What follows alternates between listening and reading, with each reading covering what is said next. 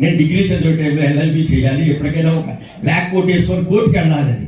ఈ గ్యాప్లో ఏం చేశానంటే నేను 2014లో మరి ఎల్ఎల్బి జాయిన్ అయిపోయి ఎల్ఎల్బి చేసి అమ్మాయి మ్యారేజ్ చేసి ఎల్ఎల్బి చేసి ఎలాగైతే పట్టా సాధించుకొని ఆల్ ఇండియా బార్ ఎగ్జామ్లో కూడా సెలెక్ట్ అయ్యి నేను ఈ ప్రాక్టీస్ చేసుకుంటున్న టైంలో మన ఎంఎస్ రావు గారు రావడం, ఈ కాన్సెప్ట్ గురించి చెప్పడం, ఇందులోకి రావడం.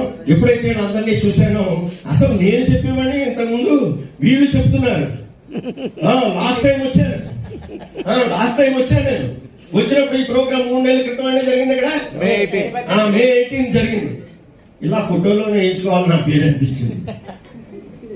నా ఫోటో లేదు, నా ఫోటో అసలు డైరెక్ట్ సెల్లింగ్ ఫస్ట్ పుట్టినోడు నేను. ఇప్పుడు అందరూ చాలా మంది ఫోటోలు ఉన్నాయి అక్కడ, నా ఫోటో ఏంటి లేదు అనిపించింది. ఏమైనా వేయించుకోవాలి, ఏమైనా చైర్మన్ అయిపోవాలి,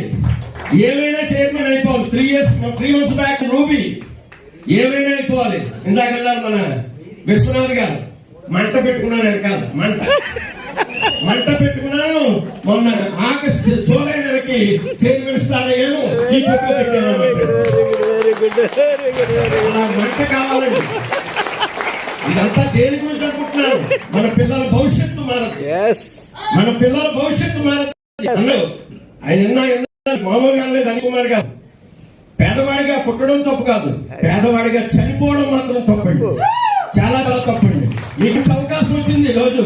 అతి సామాన్యుడు కూడా ఐఎస్సీలో కోటీశ్వరుడు అవ్వచ్చు అని నిరూపించిన వ్యక్తులు ఎంతో మంది ఉన్నారు. ప్రేమ్ కుమార్ గారు, డాక్టర్ అఖ్తర్ ఖాన్ వాలా గారు, ఇలా ఎంతో మంది ఉన్నారండి.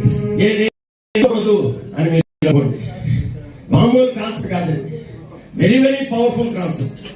ఎందుకంటే ఇక్కడ వీళ్ళందరూ సక్సెస్ అయ్యారంటే వాళ్ళు మంట పెట్టుకున్నారు కాబట్టి సక్సెస్ అయ్యారు.